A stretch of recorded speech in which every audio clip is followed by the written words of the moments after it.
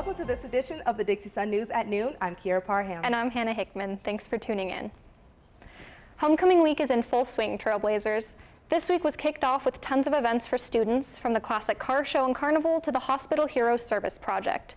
We are now following breaking news that events through Saturday have been canceled. Michael has an update with what's happening with the football team. Hey Hannah, several members of the football team have tested positive for COVID, and all team practices and activities are being paused for the next 2 weeks. Unfortunately, that means that the remaining homecoming events have been postponed. In a statement to Dixie Sun News, Director of Public Relations Jill Hall says all homecoming activities scheduled for Saturday, including the traditional tailgate, groundbreaking ceremony for the Greater Zion Stadium West Grandstands, and red and white scrimmage, are postponed in abundance of caution to continue to protect the health of our students and community. These events, including today's Powerpuff game, will be rescheduled. We will keep you posted. I would not be surprised if this news makes SportsCenter. It's crazy because we literally went on fall break and we were all excited for homecoming, and you know, we gotta stay safe. And on top of that, the celebrity concert series has been canceled and Doc Utah has been postponed as well. Yes, crazy news to hear. What a bummer. If you have been to a Dixie State Library in the past 30 years, odds are you may have run into a librarian, David Zika. Zika and 16 others were honored for their career milestones at the annual Years of Service luncheon earlier this month. At the luncheon, DSU also recognized 9 faculty and staff members, including biology professor Kelly Bringhurst, assistant math professor Greg Murray, who will be retiring this school year. While we are sad to see them go, we are thankful for their service and all of DSU's hardworking faculty and staff. This week's edition of the Dixie Sun newspaper featured fake news, and I went out on campus to quiz people on their knowledge of fake news. Brooks, our beloved bison, is going to be Rodney the Raptor. Oh. How do you feel about that? I don't really like the name Rodney. Also, that was all fake news. Besides I was the gonna technique. I was like, freaking what? So I do want you guys.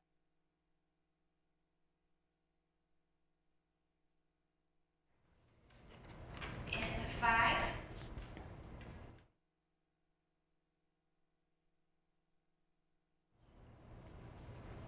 Here's producer Stephanie Dupar with 5 ways to identify fake news. New, and it's become an issue in recent times. Fake news can destroy the credibility of real journalists and prevent the truth from getting out. Here are 5 strategies to identify fake news. Number 1, context. Look at the context of the article. Where was it written? Where did it come from? Have any events changed since the article was published, or is there anything new to change your perspective? Number 2, credibility. Check the credibility of the source. Does the site have a reputation for journalistic integrity? Does the author cite credible sources? Or is it satirical? Is that on a list of fake news stories? Or is it an advertisement posting as a real story? Number 3, construction. Analyze the construction of the story. What is the bias? Are there any loaded words? Is it propaganda? Can you distinguish between facts and opinions? Or is it simply all speculation? Number 4, corroboration. Corroborate the information with other sources. Make sure it's not the only source making the claim. If it is, there's a good chance it's not actually true. Number 5 is compare. Compare it to other news sources to get different perspectives. Find other credible sources from other areas of the ideological or political spectrum to provide nuance and get a picture of what's actually happening. For Dixie Sun News, I'm Stephanie Dupar. As of this morning, Utah has had 98,021 confirmed cases of coronavirus. Statewide, the death toll has reached 557.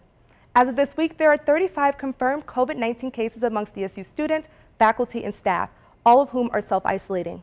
Since March, DSU has had a total of 158 confirmed and recovered cases. As Utah continues to see a surge in COVID-19 cases, hospitalizations in southern Utah are rapidly climbing. Dixie Regional Medical Center has reached the maximum capacity of its 32-bed ICU, making it the second hospital in Utah to reach capacity, following the University of Utah. The medical center has enacted its surge plan to provide more than 89 beds to counter the rise. Do your part in helping stop the spread. Follow the CDC's recommended guidelines in keeping you and your loved ones safe. The LGBTQ+ resource house Encircle opened their doors to the community. Located in a newly renovated historic home in downtown St. George, Encircle aims to give LGBTQ teens a safe place to go after school. Of Encircle is to create an environment where community and youth and young adults of the LGBTQ community can come together so that they can thrive. Encircle is open for those who are ages 13 through 25 and will provide an environment that LGBTQ+ members of the community and their families can come together for support, therapy, or to hang out. Visit encircle.org/STG for more information. A historical natural spring in Washington City has been officially set aside as a park. Also known as boilers, the springs stay at a constant 70 to 75 degrees year-round. Despite being around for 200 years, the boilers has been more of a hidden secret for locals. Now, after years of neglect, the city has restored the spring and added a playground and pickleball court for all to enjoy. A California woman has been reunited with her family after being lost in Zion National Park for nearly 2 weeks. Hallie Codier went missing on October 6 when she missed her shuttle and never returned. Park rangers, canine units, and local law enforcement searched for her, but no avail. Codier was discovered on Sunday after a tip from a park visitor, reunited with her family, and is under current medical care. Despite the COVID-19 pandemic, tourism is at an all-time high in Utah. Zion National Park reported a 5% increase in tourism, making it the busiest September for the park on record. Although this rebound hasn't been easy, tourism saw a drastic drop at the beginning of the pandemic, leaving local businesses and those who depend on parkgoers for revenue to struggle. With the recent increase in tourism, Zion's park officials issued a statement reminding those who plan on visiting the parks to wear a mask and social distance when possible to help prevent outbreaks. Senator Mitt Romney is proposing a new legislation to establish a national commission focused on diminishing future wildfire disasters. The proposal came after the record-breaking wildfires in the West this year, which have burned over 4 million acres in California alone. If the legislation is successful, the commission will have 25 members from federal, state, and local governments, 9 experts, and 1 climate scientist, all of whom will be focusing on studying and recommending fire mitigation to Congress. The wildfires are really I hope they settle down within the season, and I hope they get this mitigation under wrap. Yeah, and going back to that Zion Rescue Park, I can't believe being from out of state, all alone. So I'm glad that she's getting medical care and will continue to get better. Definitely. Stay tuned, because after the break, I'll show you how to make a 3-course meal, even in a dorm.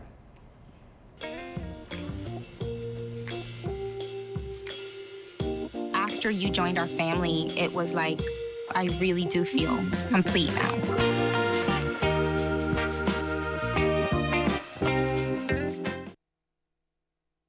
Welcome back, guys. So today we're going over easy dorm cooking. I'm going to be preparing a caprese salad, stuffed mushrooms, and Parmesan chicken. So while these sound like complicated recipes, they actually have 5 ingredients or less, so they're perfect for dorm cooking. Right now I'm starting on my Parmesan chicken.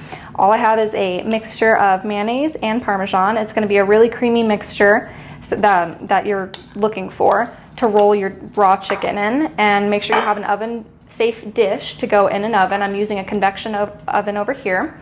So we're going to take our raw chicken and we're just going to roll it in the mayonnaise mixture and then set it directly into the dish. Once we have our chicken in the dish, any leftover mayonnaise Parmesan mixture, just go ahead and just slap it right on top.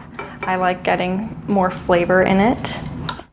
Good news for DSU athletics fans. In an effort to reduce both travel and exposure, the Western Athletic Conference announced the projected start dates for fall sports begin its conference schedules in the spring.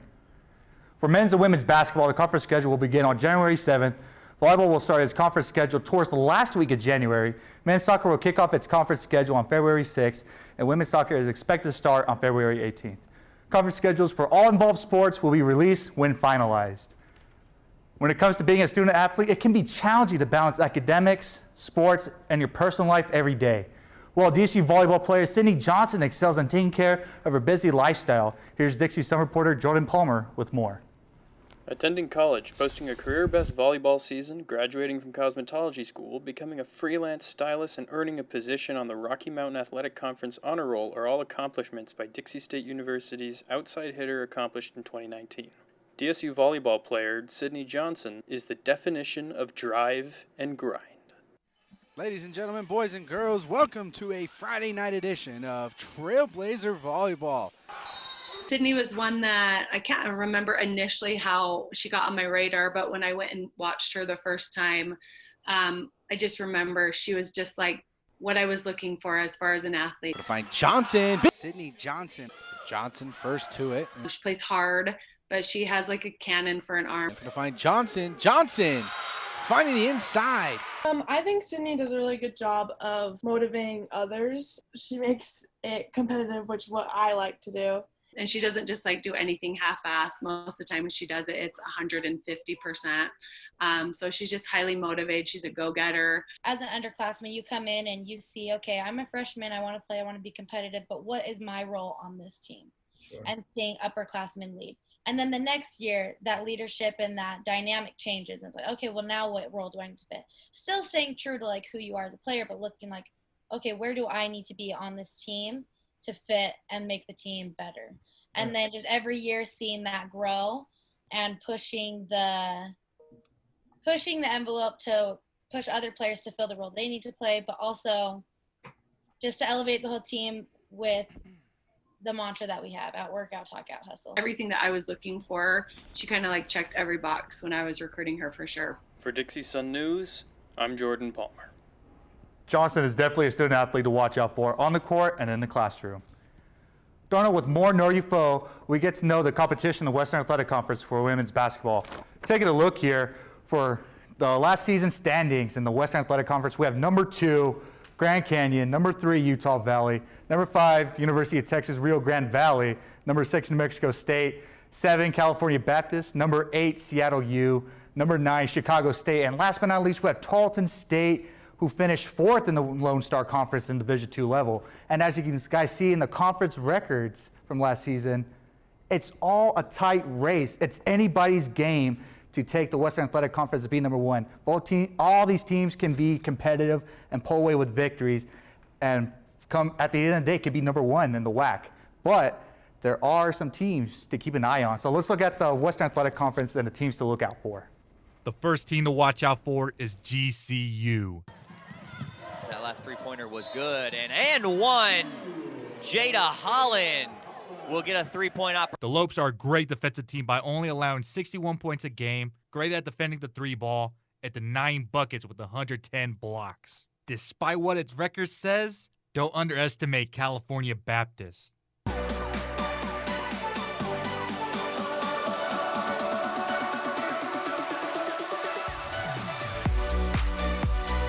The Lancers can really hurt you offensively by lighting up the scoreboard with points, not being afraid of letting the ball fly from downtown, and creating offensive opportunities with the assists. The Texans of Tarleton State can be a handful on both ends of the court.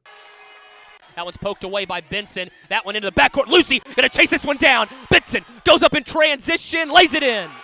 Lucy Benson turning defense into offense. Last season, TSU put up over 1,900 points, had the 3rd best field goal percentage, and held its opponents to 55 points a game. Finally, the obvious choice for DSU to look out for is UVU. Williams, she'll go up, floated up and in with a chance for 3 the old-fashioned. This is definitely going to be marked on both teams' calendars as a new in-state rivalry is soon to come.